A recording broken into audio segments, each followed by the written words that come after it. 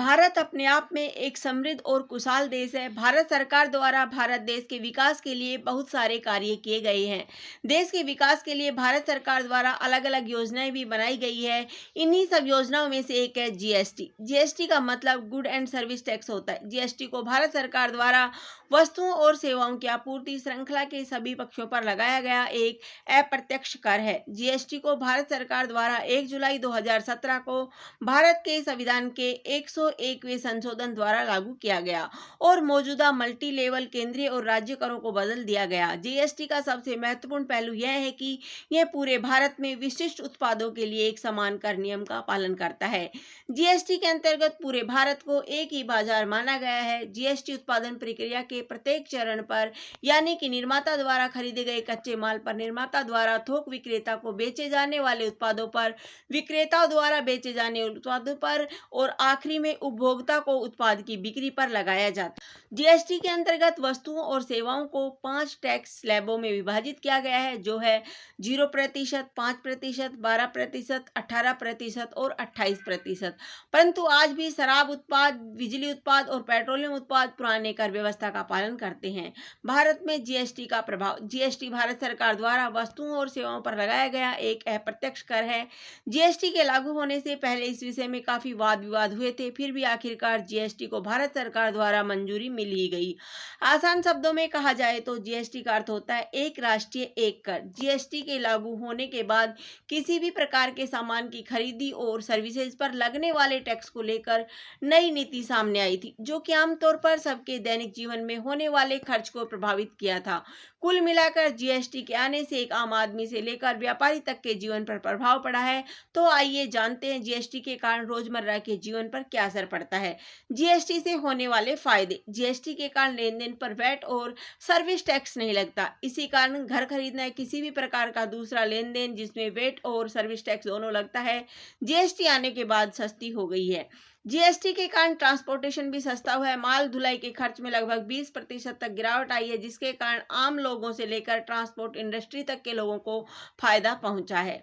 GST के लागू होने के कारण सबसे ज्यादा फायदा इंडस्ट्रीज को पहुंचा है, क्योंकि जीएसटी के लागू होने के बाद इंडस्ट्रीज को 18 प्रकार के टैक्स से राहत मिली है। इसके कारण टैक्स भरने की प्रक्रिया भी काफी आसान हो गई है। जीएसटी के कारण दैनिक जीवन में इस्तेमाल किए जाने वाली चीजें भी सस्ती हो गई है। इंसानों के सुविधाजनक चीजें जैसे air conditioner, fridge, washing machine, TV, microwave, oven इत्यादि चीजें सस्ती हो गई है। पहले के समय में इन सब चीजों पर 12.5% एक्साइज और 14.5 वैट टैक्स लगता था, परंतु जीएसटी लागू होने के बाद इन सब चीजों पर कुल 18% ही टैक्स लगता है। जीएसटी के कारण बाहर रेस्टोरेंट और मॉल्स में लगने वाले टैक्स भी कम हो गए हैं। पहले के समय में रेस्टोरेंट में खाना खाने से वैट टैक्स के साथ साथ 6% सर्विस टैक्स लगता था, परंतु जीएसटी के लागू होने के बाद रेस्टोरेंट में सिर्फ एक ही टैक्स लगता है, जो कि 15% है। जीएसटी से होने वाले नुकसान।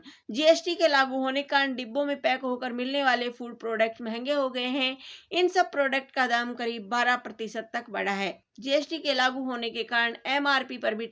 जीएसटी लागू होने से पहले यदि कोई चीज 10,000 की है और डिस्काउंट करने के बाद वह प्रोडक्ट 5,000 में मिलती है, तो उस समय में इस प्रोडक्ट पर 600 टैक्स लगता था, परंतु जीएसटी के लागू होने के बाद इस पर 1200 लग रहा है।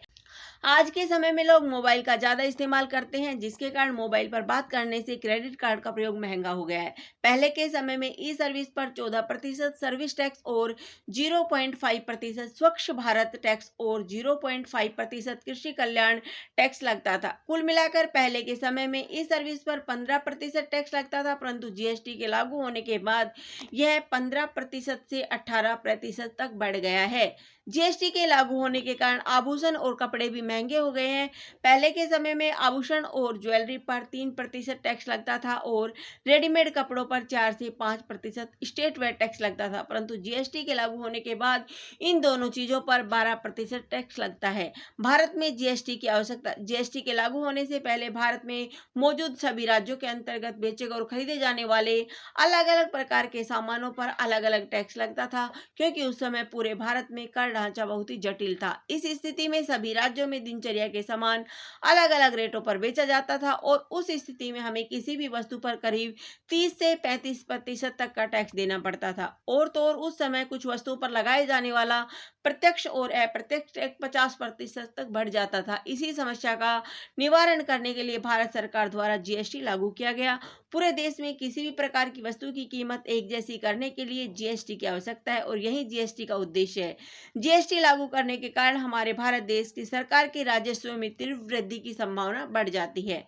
निष्कर्ष, आज हमने आपको अपने इस वीडियो के माध्यम से भारत में लागू होने वाली जीएसटी के बारे में बताया, जो कि लोगों के दैनिक जीवन से काफी ज्यादा जुड़ी हुई है और लोगों के रोजमर्रा के इस्तेमाल की चीजों पर लगने वाले एमआरपी टैक्स इत्यादि चीजों से जुड़ा हुआ है। आशा है आपको हमारे इस वीडियो के माध्यम से जीएसटी के बारे में काफी जानकारी प्राप्त हुई होगी।